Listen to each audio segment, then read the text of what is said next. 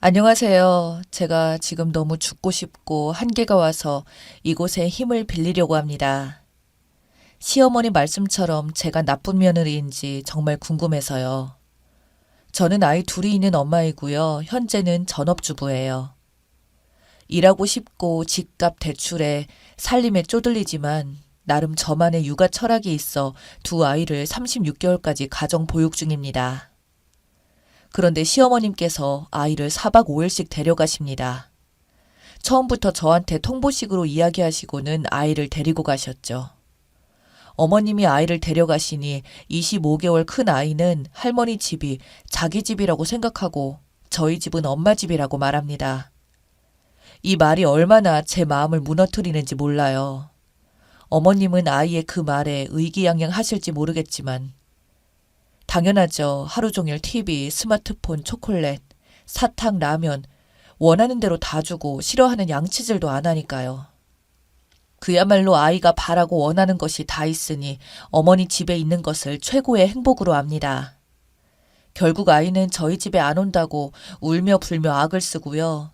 그럴 때마다 시아버지는 아이한테 서울의 집에 정을 못 붙이고 그런 거라고 이야기하시고 시어머니는 아이가 자기 엄마를 싫어하니 내가 키워야겠다는 식으로 말씀을 하세요. 단 한 번도 잠깐이라도 먼저 봐달라고 한 적도 없는데 그렇게 본인이 와서 데려가 놓고서는 친구들, 식구들한테는 늘 아이 보느라 죽겠답니다. 어머님 58세이시고 어디 아픈데 하나 없이 정정하십니다. 죽겠다는 말을 할 정도는 아니지만 먼저 부탁한 적도 없어요. 첫 아이 낳고 얼마 안 돼서 아이가 젖을 잘 안 물었는데 그걸 보시고는 어머, 애가 엄마 젖을 싫어하네. 그러면서 은근한 미소를 띄우며 이야기하시는데 기분이 정말 안 좋았어요. 또 어쩌다가 제가 안을 때는 울고 어머님이 안아서 그치면 엄마가 엄마 같지가 않지? 할머니가 데려가서 키울까? 이런 말씀을 하셨는데 그때마다 소름이 돋기도 하고 아이와 제 사이를 질투하시는 건가 싶기도 하고 그 심리를 정말 모르겠더라고요. 아무튼 어느 순간 내가 애를 데려갈 테니 네 일을 보라면서 저를 위하는 듯 이야기하시더니 한 번이 두 번이 되고 두 번이 여러 번이 되고 하루에서 이틀, 4일에서 5일까지 된 거죠. 처음에는 너무 손주 사랑이 지극하여서 그런가 하고 넘어갔는데 지나치다 싶을 때가 되니 이제 당연하게 데려가세요. 그러면서 다른 사람한테 하시는 말씀이 며느리가 아이 맡겨놓고 안부 전화도 없고 자기 자식 먹었는지 똥 사는지도 묻지도 않은 천하의 인정머리 없는 못된 어미라고 얼마나 욕을 하시는지. 실상은 그렇지 않고요. 소중한 우리 첫째 아이 아무거나 주실까 아무거나 보여주지는 않을까 걱정이 되어 몇 번을 연락하는데 잘 받지도 않으십니다. 한 번은 시외이모가 남편에게 전화해서 와이프 집에 있는데 왜 시어머니한테 아이를 맡기느냐. 요새 황혼 육아가 얼마나 서럽고 힘든지 아느냐. 이야기를 하시더니 이번에는 시누이가 남편에게 전화해서 너는 엄마 힘든데 아이 좀 맡기지 말아라. 도대체 며느리는 집에서 뭘 하는데 아이를 자꾸 맡기느냐고 했답니다. 나도 아이 맡기기 싫다. 불안하기도 하고 아무래도 시댁에 가면 TV 보여주고 방치하는 거 왜 데려가는지 모르겠다며 남편과 얼마나 싸웠는지 몰라요. 시어머니 면전에도 직접 말씀을 드렸고요. 끊임없이 생사람 잡는 통에 정신과 육아종합지원센터 상담, 정신건강센터 상담 등 안 가본 곳이 없습니다. 그런데 안 변하십니다. 어떤 날은 내가 지금 네 애 봐주고 있다고 유세 떠는 걸로 보이냐며 고마운 줄 모른다고 요새 세상에 아이 봐주겠다고 배려해주는 시어머니가 어디 있냐며 대성통곡을 하고 우십니다. 아, 저 진짜 죽고 싶을 정도로 우울합니다. 저 그래도 좋은 학교 나와서 남편보다 더 벌었고 직장에서 승승장구하며 커리어 잘 쌓고 있었고 이직 좋은 대로 하면서 저희 집 먹여 살리며 살 줄 알았습니다. 성격은 또 어떻게 해요? 사교 많고 긍정적이라는 평가 받으며 주변에서도 정말 밝은 사람이라고 인정받고 살았습니다. 내가 내 아이 키우고 싶어서 우리 아이 내가 지켜주고 싶은 마음으로 육아에 전념하였어요. 또 제가 어릴 때 엄마가 안 계셔서 더 잘해주고 싶어서 어릴 때 사랑 많이 받고 사랑을 주는 사람으로 크길 바라는 마음에 그래서 저의 커리어 버리고 직장도 관뒀는데 그렇게 포기하는 것도 많지만 저만의 가치관으로 아이를 키우고 싶었는데 그러기는커녕 지금 시댁의 횡포에 저의 뜻대로 못하는 것에 대한 분노와 억울함에 사무쳐서 허무합니다.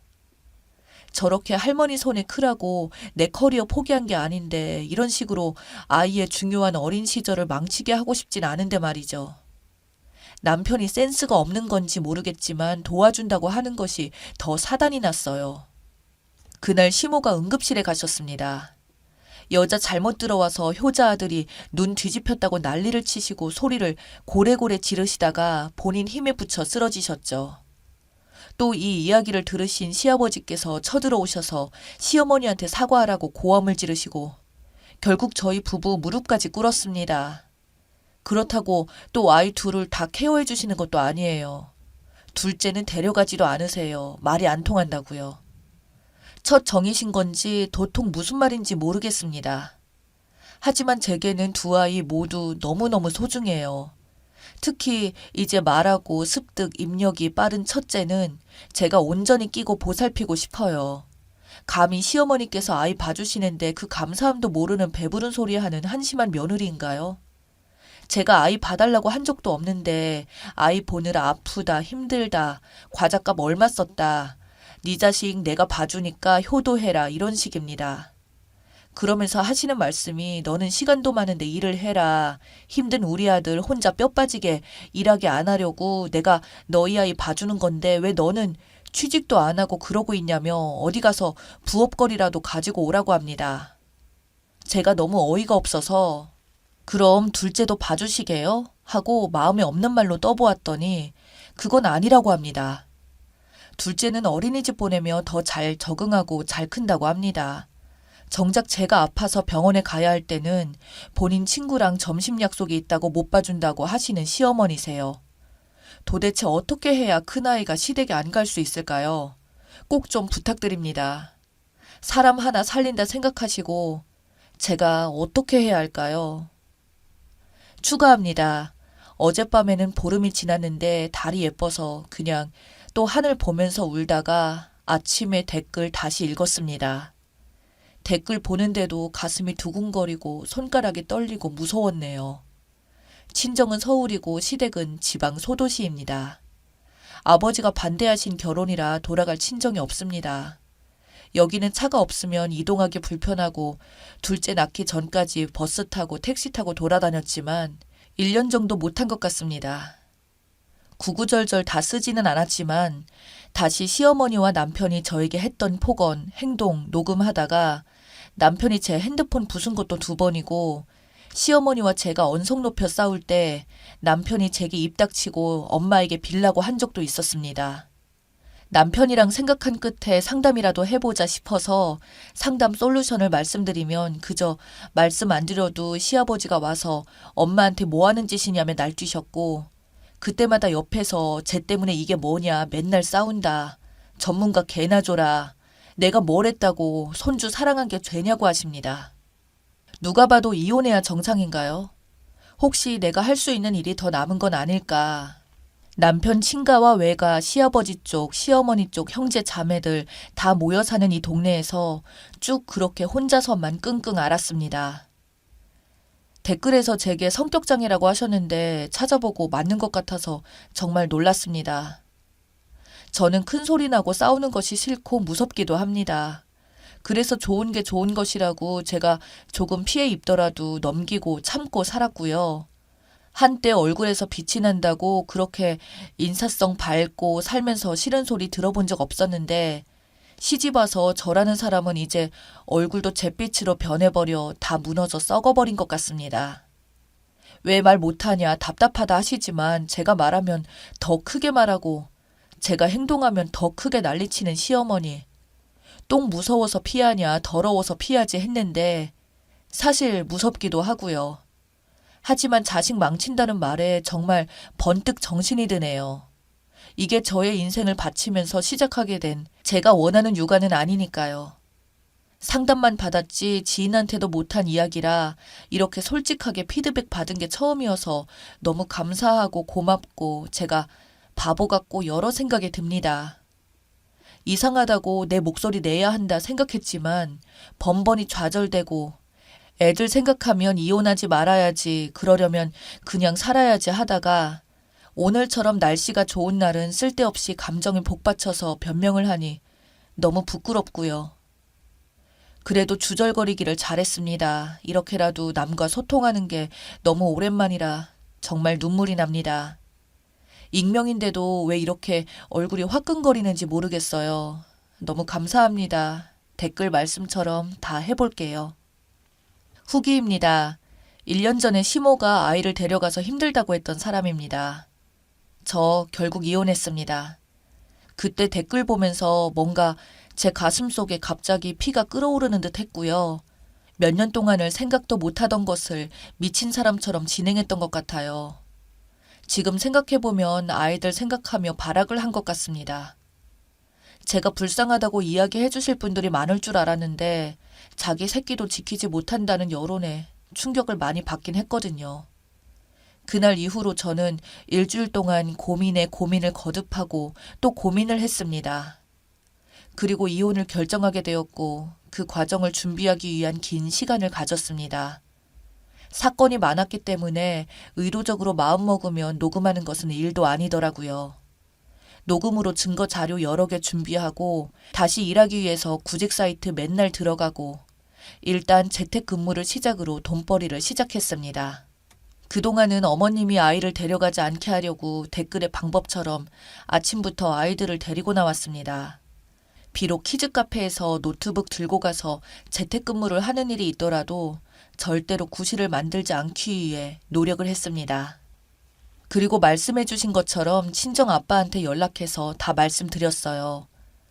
이마저도 너무 죄송하고 면목이 없었지만 그렇게 다시 연락된 부모님이 있고 돌아갈 곳이 있다고 생각하니 그렇게 든든할 수가 없더라고요. 천류는 끊으면서 이혼은 할 수 없다고 말한 제가 더 정신 나간 것 같다는 어느 분 말씀이 사무치더라고요. 정말 감사합니다. 남편한테는 이혼을 하든 부모를 버리든 결정을 하라고 했는데 완전히 상황을 이해 못하더라고요. 예상은 했지만요. 오히려 이걸로 인해 싸움이 되면서 진단서 끊어서 증거 남기는 데 도움이 되었네요. 시모는 노발대발하면서 난리가 났었는데 제 아이한테 접근하면 경찰 부르겠다는 말이 제 마지막 대사였습니다. 지금은 친정에서 아이들과 함께 지내고 있고 재택근무 일도 늘어나서 빠듯하긴 하지만 저희 식구들이 먹고 살 만큼은 법니다. 이렇게나 마음이 편할 수가 없어요. 더 이상은 불안하지도 않고 우울하지도 않고 남편한테 묘한 배신감에 떨면서 살지 않아도 돼서 그것도 좋습니다. 지금 목표는 친정이 아무래도 조금 좁아서 돈 모아서 분가하는 것이 목표입니다. 독해질 수 있게 응원해 주신 여러분 정말 감사드립니다.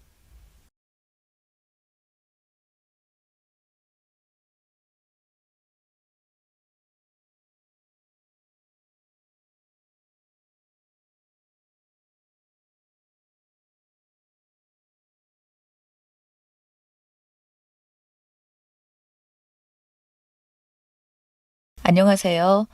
누구나 아픈 기억 하나씩은 가지고 있을 텐데요. 오늘은 제 이야기 좀 해야 할 것 같아서 이렇게 사연 신청해 봅니다.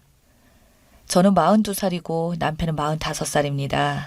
결혼한 지 10년 정도입니다.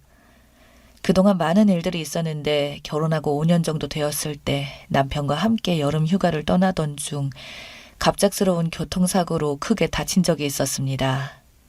피하지도 못하고 정면으로 충돌하게 되면서 저는 갈비뼈와 견갑골이 으스러졌고 남편은 왼쪽 다리를 크게 다치게 되면서 남은 인생을 장애인으로 살아가야 하는 충격적인 일이 벌어지고 말았죠. 저도 교통사고의 후유증으로 인해 진통제를 먹지 않으면 살기 힘들 정도로 고통 속에서 살아왔습니다. 하지만 저보다 더 크게 다친 남편을 대신해 먹고 살기 위해 아픈 몸을 이끌고 열심히 일을 하며 생계를 유지해 나갔습니다. 그렇게 5년 정도를 살다 보니 너무 힘들어 포기하고 싶을 때도 한두 번이 아니었어요. 남편도 지속적으로 병원에서 재활치료를 받으면서 좋아질 거라는 희망을 가지고 꾸준하게 관리받았지만 평생 장애를 안고 가야 하는 판정을 받은 상태라 크게 달라지는 건 없었습니다. 그래도 재활치료 덕분에 느리지만 지금은 거실에서 주방까지 목발에 의지하지 않고 혼자서 절뚝거리며 왔다 갔다 할 수 있을 정도는 되었습니다. 예전에는 아예 한 발자국도 걸을 수가 없었거든요. 솔직히 저는 교통사고로 인해 함께 살기 힘들 줄 알았습니다.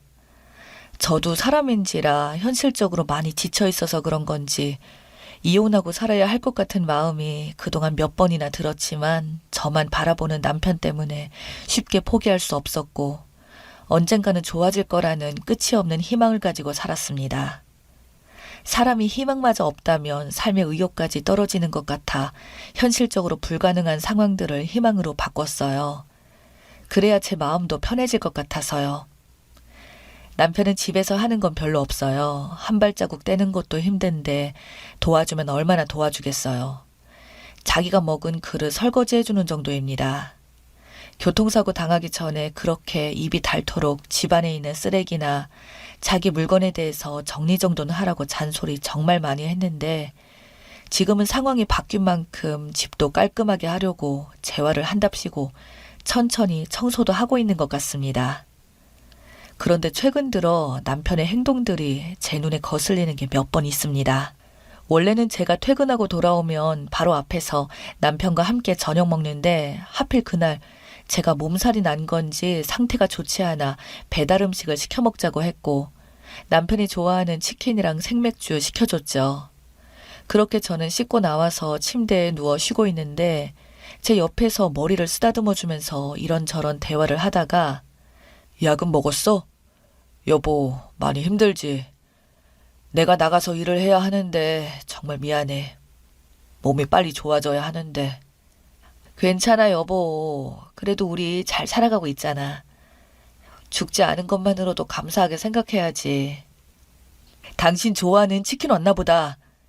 현관까지는 충분히 갈 수 있으니까 내가 가지러 갈게. 그냥 누워 있어. 나도 계속 움직여야 좋아질 수 있지. 그래, 알았어. 부탁 좀 할게. 그런데 여보, 왜 오른쪽 다리를 절어? 원래 왼쪽 다리를 절었잖아. 어? 무슨 말 하는 거야? 당신 몸살약 먹고 좀 약 기운에 치운 것 같다. 내가 무슨 오른쪽 다리를 절었다고 잘못 본 거겠지. 나 왼쪽 다리 다쳤잖아.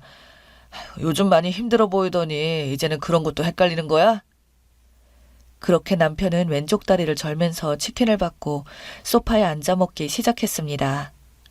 몸살 약이 좀 세긴 했는지 비몽사몽한 상태였긴 했는데 분명 오른쪽 다리를 절뚝거리며 현관으로 걸어가는 걸 봤는데 남편이 말한 대로 제가 잘못 봤을 수도 있을 것 같아 그냥 넘어갔습니다. 그런데 최근 들어 남편의 행동들이 계속해서 이상해지기 시작했습니다. 요 며칠 동안 새벽에 잠이 안 온다며 거리에 아무도 없는 틈을 타 목발 짚고 동네 앞에서만 걷고 오겠다고 나갔다 와요. 그런데 그럴 때마다 저에게 몸살 나지 말라고 약을 주는데요. 자기가 약국에서 산 피로회복제라며 줬었는데 그 약만 먹으면 저는 다음날 아침까지 한 번도 깨지 않았습니다. 뭔가 이상해서 남편이 새벽에 바람 쐬러 나간 다음에 약을 건네줬을 때 먹는 신용만 하고 먹지 않았어요. 남편은 제가 잘 자고 있는지 확인을 하더니 문 밖으로 나가는 소리가 들렸고 최근 들어 갑자기 변해버린 남편의 모습들이 너무 무서워지기 시작해 따라가 볼 필요가 있을 것 같아 재빠르게 일어나 어느 방향으로 가고 있는지 창문을 통해 남편의 모습을 확인하고 내려가려고 하는데 남편 행동에 순간적으로 숨이 턱 막혔고 뒷걸음 치다가 넘어지고 말았습니다. 분명 쩔뚝거리며 목발에 의지하며 걸어야 하는 남편이 어딜 그렇게 급하게 가는 건지 뛰어가고 있었던 거죠. 가슴이 철렁거리고 이 상황을 어떻게 받아들여야 할지 납득할 수 없었습니다. 분명 병원에서는 평생 장애를 가지고 살아야 한다고 했는데 멀쩡하게 정상인처럼 뛰어갈 수 있는 건지 알 수 없었네요. 제 두 눈으로 똑똑히 보게 된 이상 두고만 볼 수 없었습니다. 동이 트기 전 새벽 4시쯤에 남편은 다시 돌아왔고 씻고 방에 들어와서 제 옆에 조용히 누웠습니다. 그리곤 깊이 잠이 들었는지 코골이 소리가 들렸고 저는 조용히 일어나 거실로 나와 세탁실에 있는 옷들을 확인해 보면서 특별한 점은 없는지 여기저기 뒤져봤지만 아무런 단서도 찾을 수 없었습니다. 충격적인 상황을 겪게 된 이후 남편의 행동 하나하나가 의심스럽고 아무렇지도 않게 다친 다리가 정상으로 돌아온 걸 숨기고 저와 함께 시간을 보내고 있다는 게 한편으로는 화가 머리 끝까지 차올랐네요. 그렇다고 아무런 증거 없이 무턱대고 말해봤자 발뺌하고 입 닫고 있으면 아무런 의미가 없기에 일단 병원부터 찾아가 보기로 했습니다. 남편을 담당했던 의사에게 찾아가기 위해 회사에서 집에 일이 있다고 사정을 이야기한 후 반차를 내고 병원으로 향했어요. 그런데 병원에 도착하고 택시에서 내리려고 하자 남편 담당 의사가 어디 급하게 가고 있었고 그 뒤를 남편이 뒤따르고 있었습니다. 저는 급하게 택시에서 내려 둘을 뒤따랐고 그리고 듣게 된 충격적인 대화에 너무 무서워 일단 증거 사진을 찍어대기 시작했습니다. 오늘 정도 지났으면 이제 다시 시작하면 되잖아. 이 정도면 의심하지 않는다니까. 내 말 믿고 다시 시도해보자. 안 돼. 좀 더 시간을 가지고 계획해보자. 한 번 실패했기 때문에 2번 실패하면 그때 우리 둘 다 콩밥 먹을지도 모른다고. 오늘 밤 다시 한번 맞춰보고 시작하는 걸로 해. 오늘 밤이야. 아내한테 절대 들키지 말고 그리고 연기 좀 잘해. 왜 왼발이 어느 발인지 몰라? 그런 사소한 거 하나 때문에 그동안 계획했던 모든 게 한순간에 물거품이 될지 모른다고. 아, 알았어. 나도 깜빡했어. 치킨 배달이 와서 나도 모르게 흥분해서 그랬다고. 그럼 오늘 새벽에 보자. 남편과 의사는 서로 알고 있는 사이였고 어떤 계획을 세우고 있길래 둘이서 그것도 5년 동안 숨기고 있었던 건지 이해할 수 없었습니다. 그날 저녁 집에 들어오니 남편은 소파에 앉아 저를 아무렇지 않게 반겨주면서 평상시처럼 저를 사랑스러운 눈빛으로 바라보고 있었습니다. 어디까지가 진실이고 거짓인지 알지 못할 정도로 남편의 연기는 대상감이었어요. 저도 증거사진 몇 장밖에 없으니 좀 더 정확한 증거를 남겨두기 위해 평상시처럼 행동을 했고 새벽 시간이 다가오자 남편은 저에게 또다시 약을 건네줬습니다. 먹는 연기를 하곤 삼키지 않고 물고만 있었고 급하게 화장실로 가서 입에 있는 약을 뱉었네요. 그리고 제가 잠들어 있는 줄 알고 제 앞에 누워있던 남편은 약속 시간이 되었는지 제가 잘 자고 있는 걸 확인한 후 조용히 밖으로 나갔습니다. 뒤이어 저도 빠르게 쫓아갔고 그렇게 도착한 곳은 차가 잘 안 다니는 사거리 도로였죠. 남편이 탄 택시 뒤에 멈추게 되면 들켜버릴 위험이 커서 조금 더 앞에서 내려달라고 한 뒤 숨어서 지켜보고 있는데 남편 담당 의사가 뒤이어 도착을 했습니다. 저는 녹음기를 켜고 둘의 대화 소리를 녹음하려고 노력했고 좀 더 가까이 다가가서 들어보니 남편은 저를 사랑한 적이 단 한 번도 없었다네요. 그러니까 네가 우리 둘을 태우고 이쪽으로 지나가는데 내가 다리가 아파 뒷좌석에 앉아 다리를 펴고 싶다는 핑계를 대면서 자리를 바꾸고 와이프가 앞자리에 앉으면 다시 도로를 합류하면서 가드레일에 박으면 된다는 거잖아. 그래. 일단 내일 새벽 2시에 네가 다리가 아프다고 핑계를 대면서 나한테 전화를 해달라고 말해. 그럼 내가 너희 집에 가서 너희를 태우면 되니까 그때부터는 계획한 대로 움직이면 되는 거야. 이번이 마지막이라 생각하고 잘해야 된다. 더 이상 기회는 없어. 결국 남편은 제 앞으로 되어 있는 보험금 때문에 이런 일을 계획하고 있었던 겁니다. 5년 전 남편은 저와 결혼 후 계속해서 사람을 어떻게 될지 아무도 모르니 함께 보험을 들자며 생명보험을 계약하게 되었고 둘의 보험료만 합쳐서 약 180만 원 정도 나왔어요. 그런데 사고 난 이후부터 남편은 일을 하지 못하니 자기 보험은 모조리 싹 다 해지를 했고 저에게 만들어져 있던 보험은 유지한 채 5년을 지내왔어요. 몇 번을 해지하자고 물었지만 너무 아깝지 않냐면서 계속해서 저를 설득시켰고 없는 형편에 무리하게 유지하면서 지내왔었죠. 남편의 검은 속내는 전혀 알지 못한 채 말이죠. 이 모든 상황을 의사와 함께 계획한 것도 충격인데 그 의사가 남편과 친구였다는 게 더 충격이었어요.